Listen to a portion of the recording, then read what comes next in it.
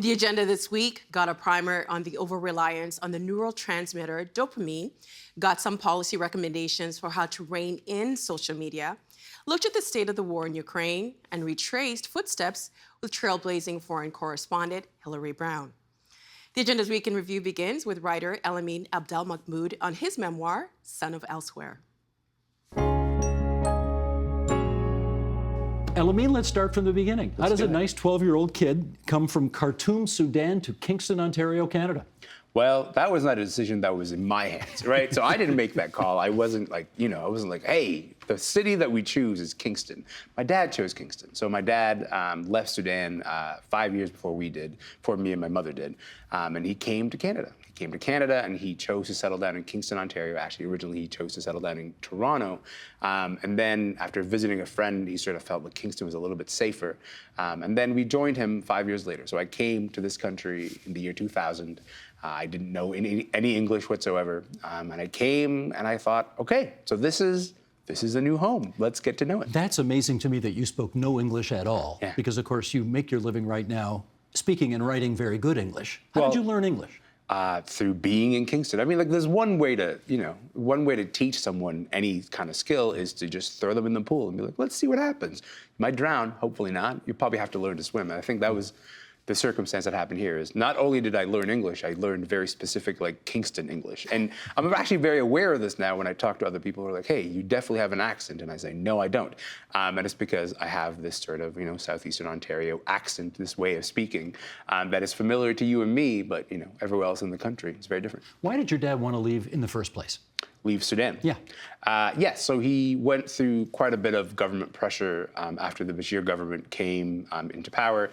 My dad ran a publishing company in Sudan. One of the things that they published is this magazine that was the official magazine of the opposition at a time when all the opposition parties were exiled. It's a brave thing for him to do, but also at a certain point, the government came to our house and they said, you're going to stop running your operation now. They took his truck basically overnight. And he decided, you know what, that's not the place where I want to raise a family. And so that's when he decided to leave.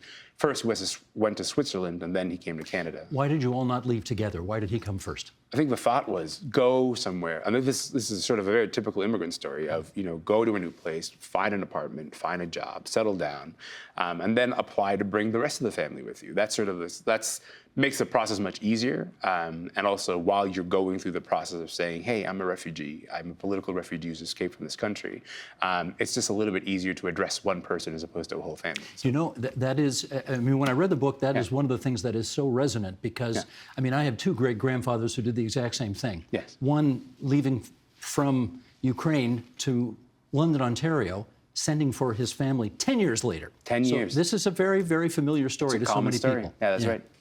Can I have you, we don't usually do this, but you are here in the studio. I'm here.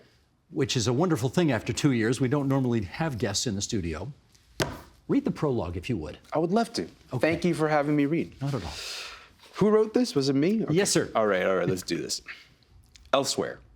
I'm a student of migration stories. I am pulled toward accounts of lives rearranged by the journey from one place to another. If you tell me you are an immigrant or a child of immigrants, we're going to spend some time together because I will want to hear of the ways you've had to stretch yourself to find your footing. Your story might include yearning for a home you haven't seen in some time, if ever. It might also feature the hard work of adjusting to new expectations. But neither the yearning nor the adjusting are the point. Instead, I'm interested in the constant calculus of how much of yourself to allot to each homeland and how you navigate the anguish that comes with giving one of them less. This is Elsewhere. What's one of the things that's so remarkable about the book is how you really, and in my culture we'd say, you put your kishkas right on the table. Like, it's all out there. Yes. And I want to know how you felt comfortable enough to reveal so much about all of this Sturm und Drang that's going on inside you. I'm learning a whole set of new words today. That's what I'm learning. You know what? Honestly, part of it is the deceptive privacy of the writing process, right? When you're in front of the keyboard, it's just you and the computer, right? There's not this whole thing, I don't imagine going to talk to Steve Paikin about it on the agenda. Like, that was not a part of the process. So I don't think I imagined an audience for some time while I was writing this. For me, it was really like drag myself up to the keyboard, try to get these thoughts as accurately and honestly and sort of emotionally as possible. Okay, but you've done that. But now there's a lot of people who know so much more about you than you do about them. And I continue to be shocked about it every day. I mean, like, sometimes someone will bring up something from the book and I'll say, hey, how do you know that? And they'll say, you wrote it in a book. I'm like, I'm learning. This is all part of it. Is there not a part of you that thinks, oh my God, there's lots of people out there who know a lot of very deeply personal stuff about me, and actually, on second thought, I'm not that comfortable with all that? Well, listen, so far the book has been out for a few weeks. Nobody's weaponized any of those things. Instead, most people have come up and said, you know what, that made me feel really seen. That really resonated with me. That sort of made me understand my parents a little bit better. So it's been very nice stories. So as much as there's been people bringing up things from the book that I was like, oh, wow, that's really a thing that happened. And they want to talk about it, and I feel so exposed. They also follow that up by saying, you know what, and I really appreciated it because it added something to my life. And so, listen, in a year from now, if somebody's trying to bring up some things from the book, trying to make me feel awful about it, we'll see the conversation again. Okay. Yeah. Our brains release dopamine when we ingest a substance or do a behavior that makes us feel good. And from the perspective of survival in a world of scarcity, that's great because that has us seeking out food, clothing, shelter, a mate. But in a world in which you've got TikTok and Facebook and cigarettes and potent cannabis, and it's all so available and so potent and so ubiquitous, we have to distrust those signals of pleasure. And really, we have to kind of create a world within a world in which we learn to restrain ourselves and abstain from too much pleasure. And believe it or not, actually seek out pain or seek out things that are challenging. And the reason for this is because the same parts of the brain that process pleasure also process pain. And they work like opposite sides of a balance. So when we do something pleasurable, the balance tips to the side of pleasure and we release dopamine in the brain's reward pathway. But one of the overarching rules governing that balance is that it wants to go back to the level position, or what neuroscientists call homeostasis. And the way it does that is what's called the opponent process reaction. It first tilts an equal and opposite amount to the side of pain. That's the come down, the hangover, the after effect. I like to imagine that as these little neuroadaptation gremlins hopping on the pain side of the balance to bring it level again. But they really like it on the balance, those gremlins, so they don't get off when we're level. They stay on until we're tilted an equal and opposite amount to the side of pain. Now, if we wait long enough before we grab another piece of chocolate or watch another Netflix episode, those gremlins hop off and homeostasis is restored. But if we continue to ingest our drug repeatedly over days to weeks to months to years, what happens is we accumulate enough gremlins on the pain side of the balance to fill this whole room. And now we're walking around in a chronic dopamine deficit state.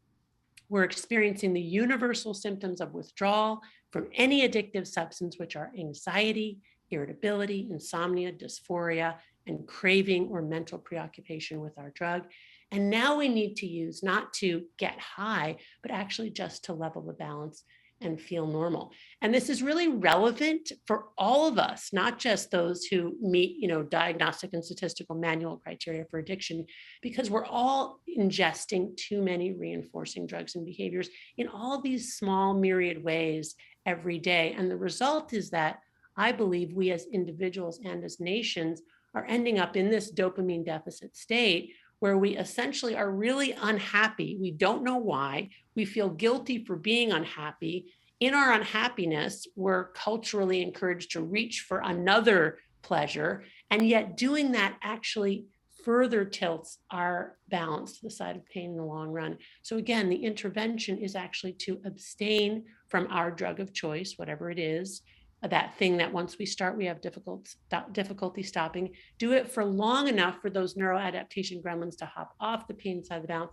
so that homeostasis can be restored and we can again take pleasure in more modest rewards and we're not walking around in this dopamine deficit state. I think anybody who has spent a late night with a tub of Haagen-Dazs can absolutely relate to what you just said. But let's put some numbers on this just to set up this next line of questioning, because you have said that based on studies with rats, chocolate increases dopamine above baseline by 50%, sex by about 100%, nicotine 150%, amphetamines 1,000%. Okay, these dopamine rushes do give us tremendous pleasure and tremendous reward, but also pain. Is the only prescription here, and I think you hinted at it at the end of that last answer, is the only prescription here abstention? So the first step, again, is to determine what is our drug of choice, because it's going to be different for different people. The amount of dopamine elevation that you just quoted from that study is based on rats, but rats are different than humans, and humans are different from each other. So what might raise my dopamine level 50% above baseline may not raise your dopamine level, or you may go even higher. So we have to decide what is our drug of choice, that thing that I have this conflicted relationship around, to give that up for 30 days, because that's about the average amount of time it takes to reset reward pathways, to know that in those first 2 weeks, we're going to feel worse before we feel better, because our gremlins will all of a sudden, go to this side of pain and we'll be in withdrawal. But by the time they hop off, we'll go back down to a level balance. But the other thing is that the gremlins are agnostic to whatever the initial stimulus is. So if we press on pleasure by ingesting an intoxicant, they will hop on the pain side. But if we initially press on the pain side, those neuroadaptation gremlins actually hop on the pleasure side. And with repeated use, we end up resetting our balance to the side of pleasure. So that's things like exercise in moderate doses, ice cold water baths, any kind of mind-body activity, intermittent fasting can serve that function. Things that are cognitively or psychologically challenging for us that generate anxiety. Because what happens when we press on the pain side of the balance is we essentially signal to our body that there has been an injury. And believe it or not, even exercise, which we know is really healthy, is injurious short-term to cells. But the reason that exercise is healthy, like these other activities, is because our body gets the signal, oh, there's an injury. And then our own re-regulating, restoring mechanisms kick into action. We start to make more dopamine, more serotonin, more epinephrine, these other feel-good hormones and neurotransmitters. And so we get our dopamine by paying for them up front, which is a much healthier and enduring way to get that kind of pleasurable hit. I don't in any universe think they will do this voluntarily, but I'm not sure that's our concern. When Elon Musk made broad pronouncements about radically changing the content moderation policy of Twitter should his bid to purchase it be successful, Thierry Breton in the EU said, okay, I don't particularly care what you think your content moderation policies are going to be. They will have to abide by European law. And we actually have a higher bar for content moderation policy. So that is the right of Europe as a jurisdiction to impose laws on platforms that provide services to their citizens. We also have that right in Canada. And what's more, democratic governments are beginning to align in their demands of these countries. So it is not just Europe, it is not just Germany, it is not just the UK or Canada asking this of these platforms. It is all of them increasingly in an aligned way. And if you don't think the platforms care about that size of market, particularly if you start adding in some American states that are heading this direction as well, then I think that governance demand is going to override whatever these companies might prefer.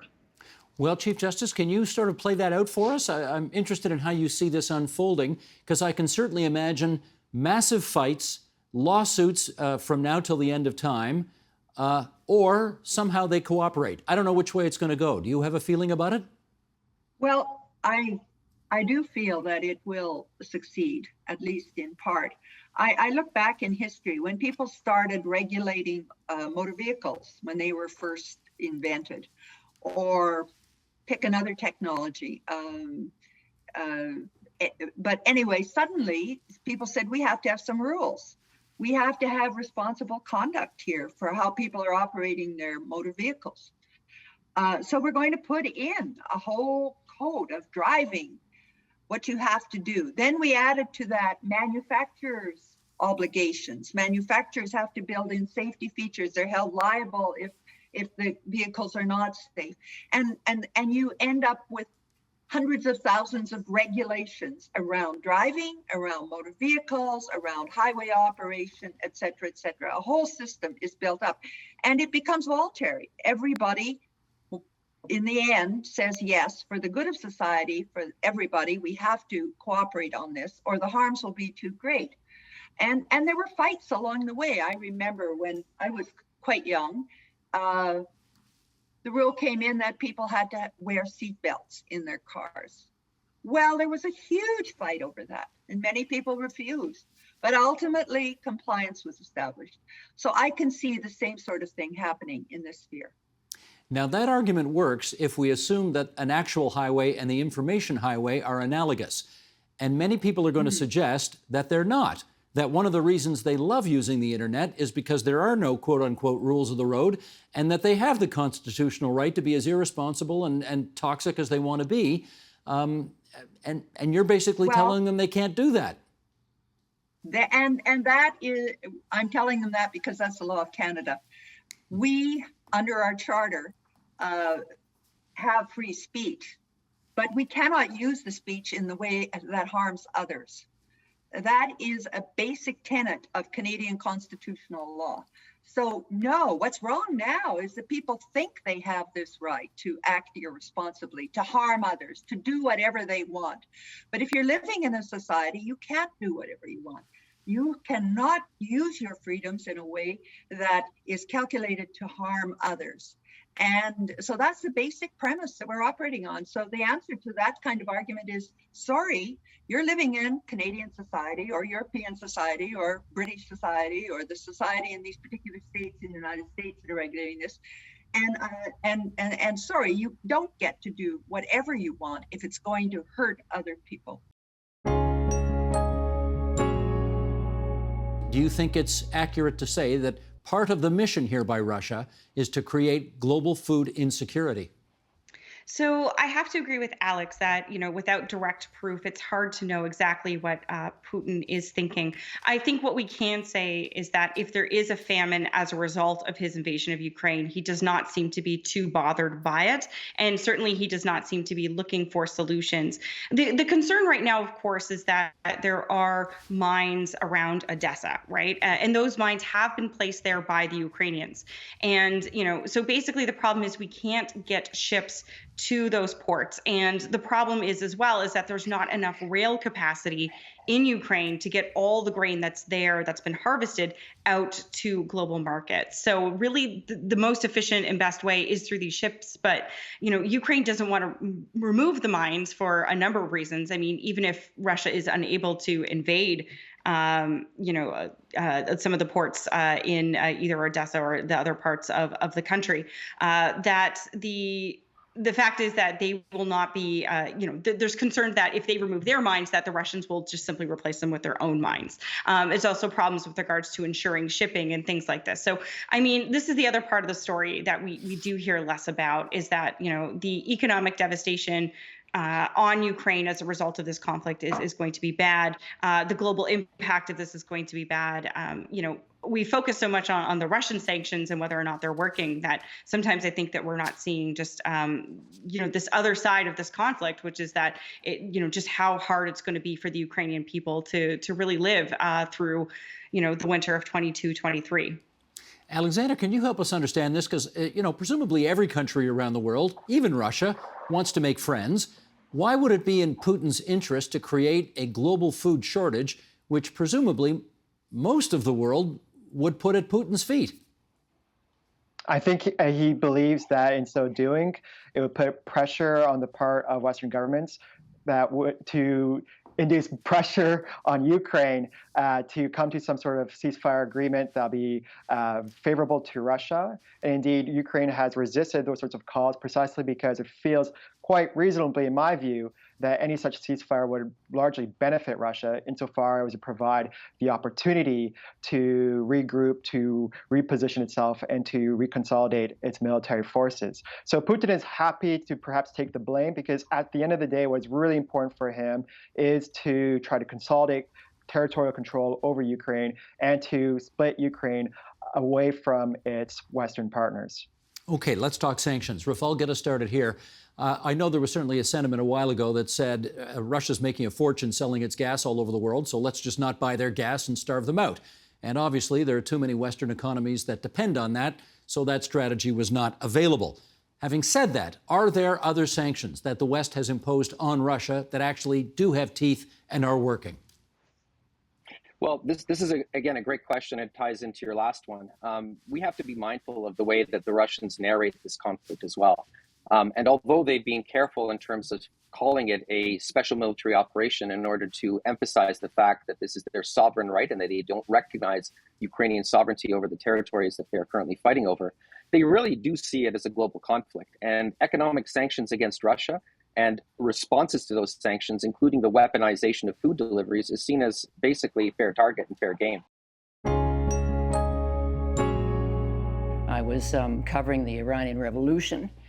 The people were in a state of hysteria, and we went to a western town called Tabriz, where they were having what seemed to be a kind of insurrection. And at the time, you covered anything that moved in Iran. This was at the time that 104 American hostages were being held by so-called students in Iran. So it was a big, huge story. 1979. It's 1979. So we went there as just a three-man team with an interpreter, and it was something like a coup going on. So I thought, well, I should go. We got to go where the action is, and I always go where my crew goes. I'm not a person to say you go there and get the shots, and I'll just stand here and wait. So I just went into one of these crowds and was immediately swallowed up by this all-male mob, who began to maul me, basically maul me, and nobody, no one, not the police, not the army, had they been there, which they were not, could have got me out of that situation. It was just one person somehow in the crowd that decided, okay, let her go. And then they all let me go, and then I got out. Did you think that was curtains at that Yes, moment? I did. And I just given birth to my beautiful son, Jonathan. I mean, I had a 4-month-old baby. And you know what I thought, Steve? It was not, I'm scared. I thought, how could you be so stupid? How could you do this to your child, to your newborn child? How could you have misread this mob? It was all guilt, self-reproach. You know, the fear was not even there, really. It was self-reproach. You had a conversation with your husband, John Bierman, the wonderful journalist, Yes, author, yes. before going. Yes. Did he try to talk you out of going? Absolutely. Of course And? he did. He said, Hill, you can't go. And obviously, he knows that, if I want to go, I'm going to go. And so he did not talk me out of it. Of course, he was right, because he had been there. He had gone in for BBC and NBC before I went in. So he knew, how volatile the place was. So why didn't you listen to him? I never really listened to him. That might have been one of the secrets to your successful marriage, right? Yeah, possibly. Possibly. He gave advice and you mostly disregarded Yes, it. I listen very nicely to what he has to say, and then I do exactly what I want. Yeah. I wonder if there's a part of you, even today, with what's going on in Ukraine, that wishes, I want to be over there covering that. Well, yeah, of course. I mean, it's the biggest story since World War II. I think. I mean, it's a huge story. It's a story of the century, certainly of the decade. But on the other hand, I know what the demands on reporters are now. And, there's all these electronic platforms that you have to serve. It's not just do your piece for radio and television. No. It's do the Facebook and the Instagram and the Twitter and all that. And you know how talented I am technologically, don't you, Steve? So I know that I wouldn't last a day there. Not a day. And also, I am so full of admiration for the women who are out there now. I mean, they're just dynamite, all of them. I wouldn't stand a chance against them. But it's interesting you still have that instinct to want to be there. Oh, yeah, of course. And of course, so I watch it obsessively. I read about it obsessively. Yeah, for sure. When you were in the field, and we're going back to now, let's say at the beginning, in your 20s and 30s, how many other female foreign correspondents would you run into in the course of doing your daily duties? None. You were Almost none. Yeah. Pretty much. There was someone called Liz Trotta of NBC. That was pretty much on the American networks, yeah, that was pretty much the only one. Where you saw a lot of women were the photographers, the snappers. People like Françoise de Mulder and Catherine Leroy all won prizes, and they both have since died. But the women were really as snappers at that time, as photographers. But then once they got going, those women can't stop them. Hillary, there's a line in your book that, well, there's a lot of lines that stayed with me, but this one in particular. For us to have a good day, someone else has to have a bad day or the last day of their lives. And I wonder how much guilt you sort of carry with you that you had a wonderfully exciting career in journalism at the expense of many very sad people. Yes, I certainly do. And I call a book War Tourist because I think that is the definition of a foreign correspondent. We are like war tourists in flak jackets. We document human misery and then we move on. We move on because we have to. We move on to the next conflict. But we do actually carry emotional baggage of guilt about the suffering of the people that we've left behind, the suffering that we documented ourselves. That's just some of what we covered this week. You can find more, including the full conversations, on our website, tvo.org, our YouTube channel at youtube.com/theagenda, or our Twitter feed, twitter.com/theagenda. The Agenda with Steve Paikin is made possible through generous philanthropic contributions from viewers like you. Thank you for supporting TVO's journalism.